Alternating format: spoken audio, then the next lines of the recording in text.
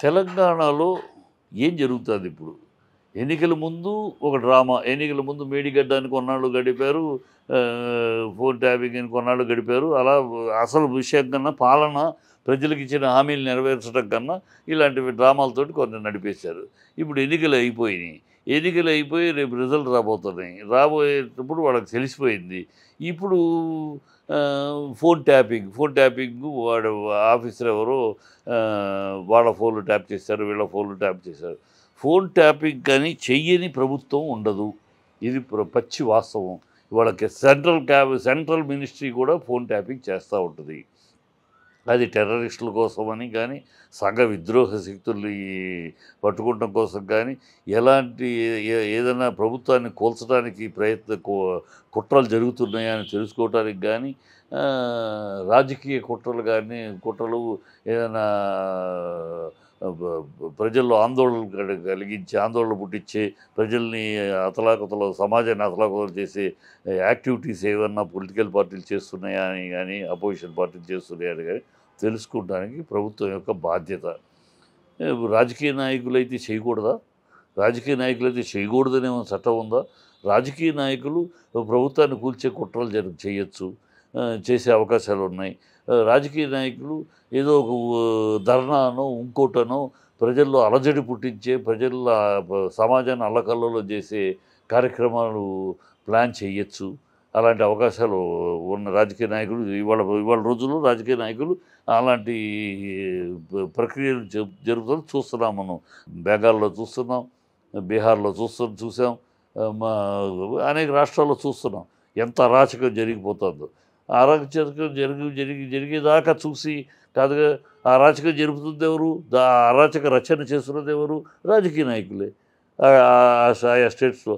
కనుక అరాచకపు విధ్వంస రచన చేసేవాళ్ళు ఉన్నారు రాజకీయ నాయకులు. లేరు అంటానికి మేము సొంతపూసలు, రాజకీయ నాయకులు మాత్రం సొంతపూసలు వాళ్ళని ట్యాప్ చేయటం అంటే అది లాజిక్ లేని వాదం. రాజకీయ నాయకులైనా మీరు విధ్వంస రచన చేసే రాజకీయ నాయకులు ఈ దేశంలో ఉన్నారు. అపోజిషన్లో ఉన్నప్పుడు అలాంటి విధ్వంసానికి రచన చేస్తారు. అది జరుగుతుందేమో అలాంటి అనుమానాలు ఉన్నప్పుడు రాజకీయ నాయకులైనా ట్యాప్ చేస్తారు. ఏముంది, ఎందుకు చేయకూడదు? మీరేమన్నా అబౌది ఇదా? వాళ్ళకి ట్యాప్ చేసే అవకాశం ఎందుకు ఉంది ప్రభుత్వానికి? ఒక టెర్రరిస్టులు పట్టుకుంటానికో, ఒక అరాచక శక్తులు పట్టుకుంటానికో, ఒక దొంగ హంతకులు పట్టుకుంటానికో, అలాగే ఇలాంటి రాజకీయ కుట్రలు జరిగితే వాళ్ళ ఆ నేపథ్యం తెలుసుకుంటారు. ఎందుకంటే సమాజానికి వీళ్ళు రాజకీయంగా ధర్నాలు చేయాలనుకుంటారు, అది చేయాలి, దాంట్లో అనేక జరుగుతాయి. కొన్ని మరణాలు జరిగిన ఎవరు బాధ్యులు? ప్రభుత్వమే బాధ్యత. కనుక అవి జరగకుండా ఏమి జరుగుతుంది? అలాంటి ఉప్పొందినప్పుడు ఈ అపోజిషన్ ఇలాంటివి చేస్తారు, ఇలా చేసే అవకాశం ఉంది అనుకున్నప్పుడు ట్యాప్ చేస్తారు. ట్యాప్ చేసి దాన్ని నిరోధించడానికి చూస్తారు. రాజకీయ నాయకులు అయితే చేయకూడదని ఇక్కడ చట్టం ఉందా? ఇవాళ అరాచక శక్తులు రాజకీయ పార్టీలో ఉన్నంత అరాచక శక్తులు బయట ఎక్కడా లేవు. రాజకీయాల్లోనే అరాచక శక్తులు ఉన్నారు. రాజకీయాల్లోనే సమాజాన్ని ఇబ్బంది పెట్టే విధ్వంసపు రచనలు చేసేవి రాజకీయాల్లో ఉన్నారు. కనుక ఇక్కడ వాళ్ళని టెర్రరిస్టులు, మేమేమన్నా హంతకులమా, మమ్మల్ని చేస్తారా అనడానికి హక్కు లేదు. ఇవాళ రాజకీయాలు అలా లేవు. ఇవాళ రాజకీయాలంతా హత్యా రాజకీయాలు ఉన్నాయి, దోపిడీ రాజకీయాలు ఉన్నాయి, రౌడీ రాజకీయాలు ఉన్నాయి. సమాజాన్ని ఇబ్బంది పెట్టి, సమాజాన్ని చీల్చి ఇబ్బంది పెట్టి ధర్నాలు, ఊరేగింపులు, ప్రభుత్వాన్ని కూలదయ్యాలనే ఆలోచనలతో జరిగేవి చాలా ఉన్నాయి. కనుక వీళ్ళు విధ్వంసకారులు, విధ్వంస రచనలు చేసే మహానుభావులు వీళ్ళు సమాజాన్ని ఇబ్బంది పెట్టే ధర్నాలు అవి చేయగలిగిన సమర్థులే. వీళ్ళు రాజకీయంగా ఒక ప్రభుత్వాన్ని తిప్పాలి, రాజకీయంగా పాలనలో ఉన్న పార్టీని దింపడానికి దుర్మార్గపు ఆలోచనలతో రచన చేయగలిగిన వాళ్ళే. ఈ రాజకీయాల్లో విధ్వంస రచన చేసే మహానుభావులు చాలామంది ఉన్నారు. సమాజాన్ని ఇబ్బంది పెట్టి ధోరణిలో కార్యక్రమాలు నడిపే అరాచక శక్తులు ఉన్నారు. కనుక మిమ్మల్ని చేస్తారు, తప్పే ఉంది. ఇది చేసింది మీరు చేశారు. ఏమి సంభాషణ జరిగింది బయట పెట్టండి. వాళ్ళు కనుక్కున్నప్పుడు ఏ సంభాషణ కనుక్కున్నారు, ఏ సంభాషణ బయట పెట్టారు, అందువల్ల మంచి జరిగిందా, ఆ సంభాషణ చెప్పడం వల్ల అలాంటి ప్రయత్నం ఆగిందా, లేదా పెట్టడం వల్ల మంచి సమాజానికి మంచి జరగపోయింది ఆగిందా? ఆ సంభాషణ బయట పెట్టండి. మాట్లాడారు. Tapping is not illegal. Government has got every right. ఇవాళ కేంద్రంలో చేయట్లేదా బీజేపీ? ఏ రాష్ట్రం చేయట్లా? ప్రతి రాష్ట్రం it is responsibility more than rights కన్నా రెస్పాన్సిబిలిటీ. సమాజాన్ని ప్రశాంతంగా ఉండాలి అంటే అన్నీ చేయాలి. ఒక టెర్రరిస్టులే కాదు సమాజ ప్రశాంతాన్ని చెడగొట్టేది, ఒక టెర్రరిస్టులే కాదు, ఒక మావోయిస్టులే కాదు, ఈవెన్ రాజకీయ నాయకులు కూడా ప్రశాంతత చెడగొట్టే దుర్మార్గపు రచనలు చేసే విధ్వంసపు రచనలు చేసేవాళ్ళు ఈ రాజకీయ పార్టీలో కూడా ఉన్నారు. కనుక చేస్తున్నారు. దాన్ని ఏదో పెద్దగా పోతుంది. ఇప్పుడు ఇంకో దరిద్రం ఏంటంటే తెలంగాణ ఆత్మ క్షోభిస్తుంది. రేపు ఈ సోనియా గాంధీతోటట ఆ పాట రిలీజ్ చేస్తారట, తెలంగాణ ఆవిర్భావ దినం చేస్తారట సోనియా గాంధీతోటి.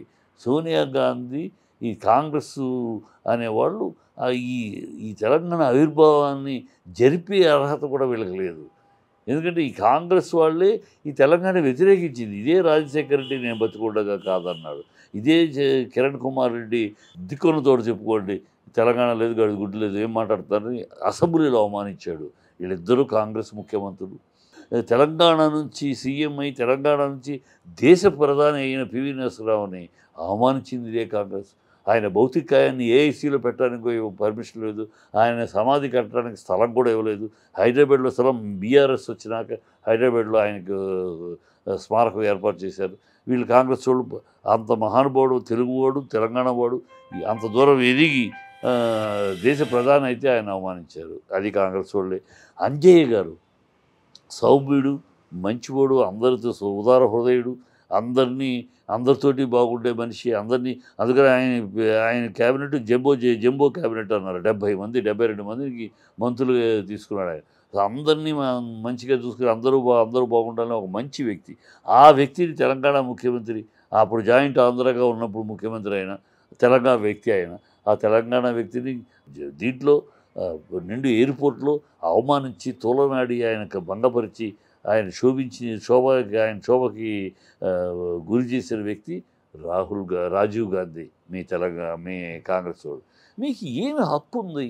10 ఏళ్ళుగా పోరాడుతూ ఉంటే తెలంగాణని పక్కన పెట్టి తెలంగాణకి సపోర్ట్ ఆఖరి నిమిషంలో 32 ఎంపీలని కేసీఆర్ గారు తీసుకొచ్చి అన్ని పార్టీల వాళ్ళు నిలబెడితే అప్పుడు దిక్కు తోసగా దారిలోకి ఇచ్చేసేసి మీకు అసలు ఏమి హక్కు ఉంది తెలంగాణ గురించి మాట్లాడు? తెలంగాణకి ఎంత ద్రోహం చేసిన మీరు. ఇవాళ గెలిచారంటే ప్రజలు క్షమించారు. ఎందుకు క్షమించారో ప్రజలకే తెలియాలి. కానీ ఇంత తెలంగాణ ద్రోహుల్ని, తెలంగాణ యాసభాషను విస్మరించిన వాళ్ళు, తెలంగాణ సంస్కృతి సాంప్రదాయాలని విలువ ఇవ్వని వాళ్ళు, తెలంగాణ వ్యక్తిత్వాన్ని కించపరిచిన వాళ్ళు ఈ కాంగ్రెస్ వాళ్ళు. ఇంత చరిత్ర ఉంటే కాంగ్రెస్ని ఈ ప్రజలు ఎందుకు క్షమించారో భగవంతుడికే తెలియదు.